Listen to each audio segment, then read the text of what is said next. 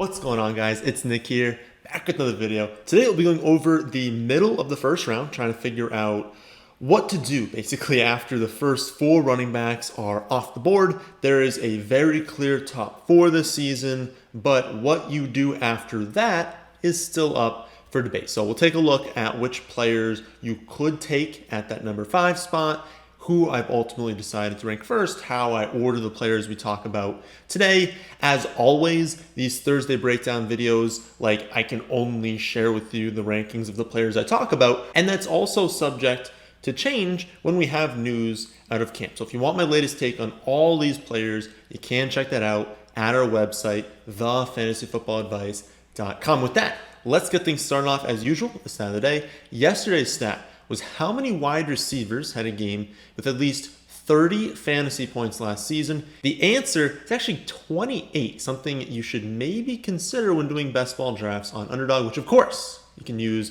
promo code FFA to get $25 free on. John Young was the first to get that right on YouTube, and at Nate Trotter 4 was the first to get that right on Twitter. Today's stat. Among all games where a running back had at least 25 carries last season, which running back had the worst game in terms of yards per carry? All right, so I am making this video because the first 4 picks are fairly obvious in most formats. So we're not talking about Superflex in this one. For those of you who want Superflex content, Monday we're doing a mock draft for Superflex leagues. But for pretty much every other league, McCaffrey and Cook are 1 and 2. Kamara and Henry, it kind of depends on the format. Maybe you want to lean towards Henry in standard. Maybe you want to lean towards Kamara in PPR. But they're the 3 and the 4 pick, right? Those are the first 4 picks. You're probably not picking anyone else.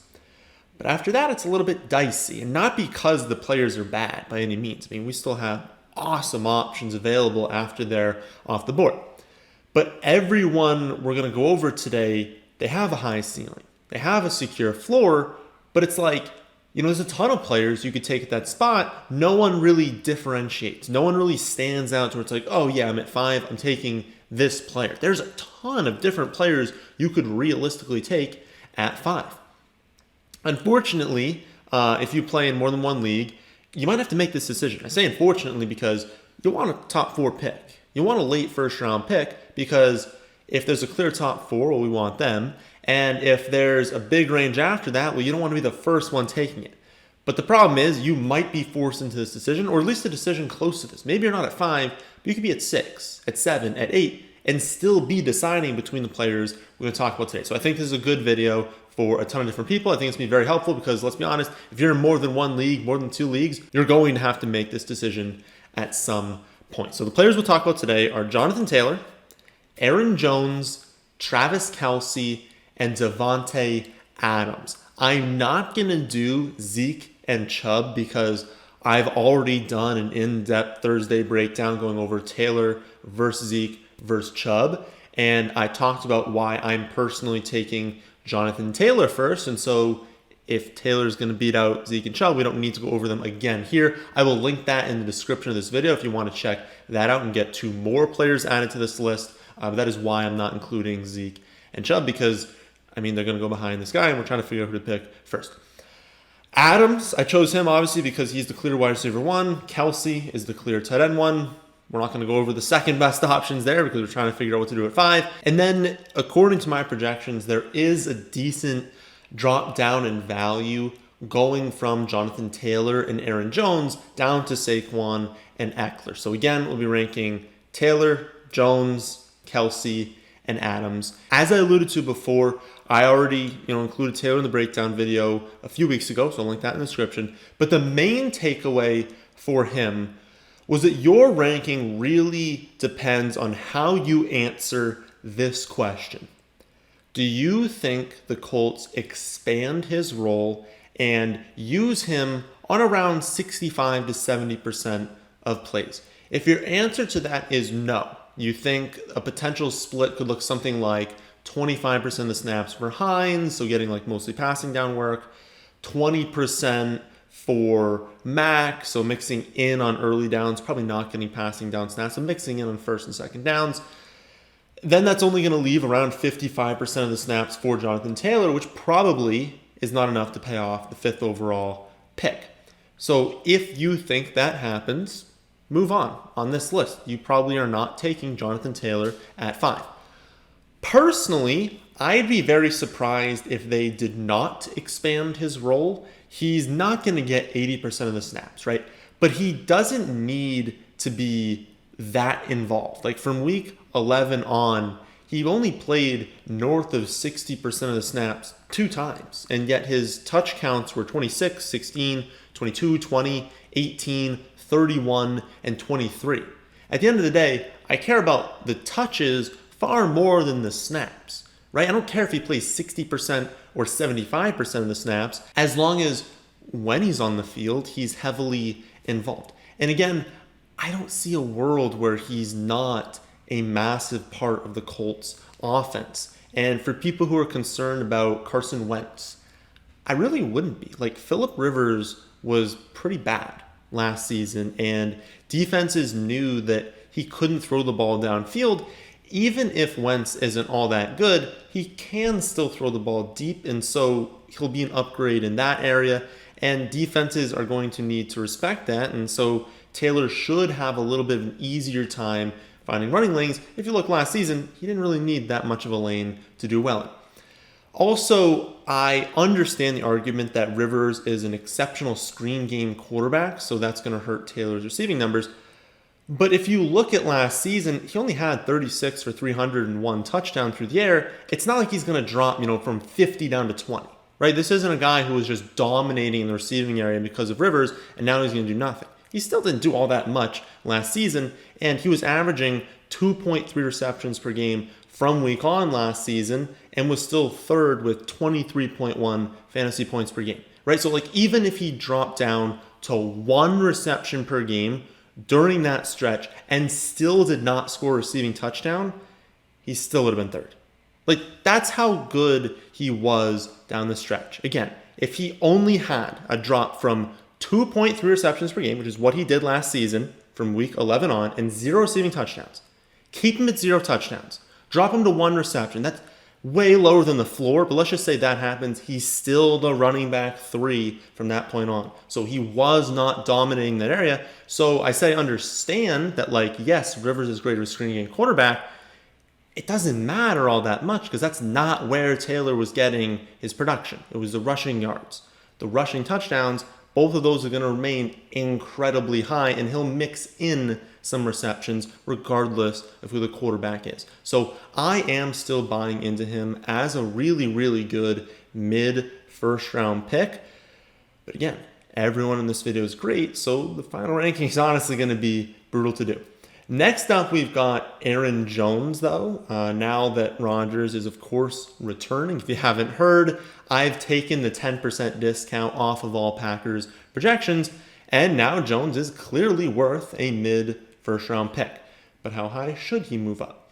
Over the last 3 years, he's finished 23rd, 4th, and 5th in points per game among running backs, of course, scoring a combined 30 touchdowns across his last 30 games these last 2 seasons. He's also remained heavily involved in the receiving game. He's going to be more involved than Jonathan Taylor. He's got 49 and 47 receptions these last 2 years. The criticism people make on Jones are twofold. One, it's the injuries. He missed time as a rookie with an MCL sprain. He had a knee sprain in 2018, a shoulder sprain in 2019, but he didn't miss any time from that one. And then the calf last season forced him to miss 2 games. So people don't love that every single year there seems to be something with Aaron Jones. But realistically, all of those are pretty minor injuries, right? It's not like he's tearing his ACL every season, and none of them are going to impact him moving forward. He's not recovering from a surgery right now. He's perfectly healthy right now. None of those injuries are impacting his abilities this season. So I don't love when people raise the injury concerns. The second point people bring up is A.J. Dillon, right? But even that seems to be a little bit thin. I do understand that, yes, there's a world in which Dillon takes a lot of touchdowns, a lot more carries than we'd like, but Last season was even more of a concern because you had Dillon and Jamal Williams, right? You had both of them. So it was like, oh, Williams could take some carries and receptions, and then Dillon could take some carries and touchdowns. What's left for Aaron Jones to be incredible? Well, we saw last season. Aaron Jones is just their guy, and so he's going to be good regardless. But who's taking the receptions this season? Because that's the thing. The receptions are what we care about more. And with Williams gone, that frees up, I believe, around 35 extra targets, in the 30s for targets. Those are going to A.J. Dillon, right? A.J. Dillon's going to take touchdowns. He's going to take rushing yardage. And he's going to take what's left over from Williams probably in that area, but not the receptions. And so if you think about Aaron Jones this season, he actually has an even higher percent chance of having, 50, 60 receptions. And that's not something he's done in the past. So his upside is even greater, right? And they're not just going to completely shift to A.J. Dillon unless we see maybe Jones go down with an injury, Dillon step in, be really good. Well, then maybe it's a concern. So if you want to use that as a concern, there it is. But I think it's still relatively minor. They know Aaron Jones is a great running back. They know he fits this offense great. And he's really the only guy they're going to use in the receiving game, which is massive for fantasy value. Sure, he can take some carries or lose some carries to Dillon, but if he's gaining the receptions, that's so much more important. Next up, we are going to go over Kelce and Adams together before wrapping it all up and deciding how we want to rank these guys. So Kelce tears his ACL in the preseason of his rookie year, and then has remained incredibly healthy since then. Over the last 6 years, he's missed 0 games due to injury, has gained over 1,000 yards in 5 straight seasons as a tight end, has posted an average stat line of 101 receptions, 1,327 yards, and 8.7 touchdowns these last 3 years. And in terms of ranking among tight ends, he's been dominant. Last 6 years in half PPR scoring, tight end 8, 1, 2, 1, 1, and 1. That's incredible. 3 straight years as the 1, 4 straight years as the 1, I believe. Actually, I think it's 5 straight years as the tight end 1 overall in PPR scoring, 4 of the last 5 in half PPR. And his 105 for 1,416 yards and 11 touchdowns last season resulted in him ranking as the 4th most valuable player in all of fantasy in terms of wins above replacement, just ahead of Davante Adams, who had 115 receptions, 1,374 yards, and 18 touchdowns, and was a wide receiver 1 despite missing 2.5 games. And that point there is important because we know Kelce should be the tight end 1 off the board. That is not up for debate. But in terms of value to your team, we got to figure out how he stacks up among other positions. So here's one thing I'll say about that question. Kelce didn't miss any games last season, and he was just a hair more valuable than Adams, who was hurt halfway through week 2, misses week 3, misses week 4. If Adams hadn't missed 2.5 games, he would have absolutely finished with more wins above replacement than Kelce. So on a per game basis, well, Adams last season was more valuable than Travis Kelce. So the question becomes, do we expect either of their production to change? Because if we expect them to stay the same, well, then Adams is the pick over Kelce. My answer to that is effectively no. Because both of them are definitely coming off career seasons and both are facing regression, right? Kelce just broke the single season receiving yards record, posting a career best 7 receptions per game, 11 touchdowns. So he's still going to be fantastic, but we probably shouldn't expect another season where he's breaking his own records. On average, he'll probably regress a little bit. Meanwhile, Adams didn't technically break any NFL records. I believe he broke or tied the receiving touchdowns record for the Packers, but in terms of NFL records, he didn't break any. May have if he stayed healthy, but he didn't break any last season. But his 16-week pace was 136 receptions for 1,628 yards and 21.3 touchdowns. I'm thinking he may have made a run at the 23 touchdown record that Rice and Moss share. So maybe he would have broken that record. But again, he had a fantastic season. And so expecting him to score that many touchdowns again, well, it could happen, but on average, I think both of them coming off career years, maybe they regress a little bit. But both are going to do that, right? Both are going to remain just as involved in their offense as last season. So I like my answer to will their production change? Effectively, no. I think both are facing a little bit of regression, but it's probably the exact same amount. And so we should expect them relative to each other to be exactly as valuable as last season, which means Adams would be a little bit more valuable in a per game basis. And because that's the case, I'm going to place Adams one spot ahead of Kelce in these rankings. I feel incredibly confident about both of them.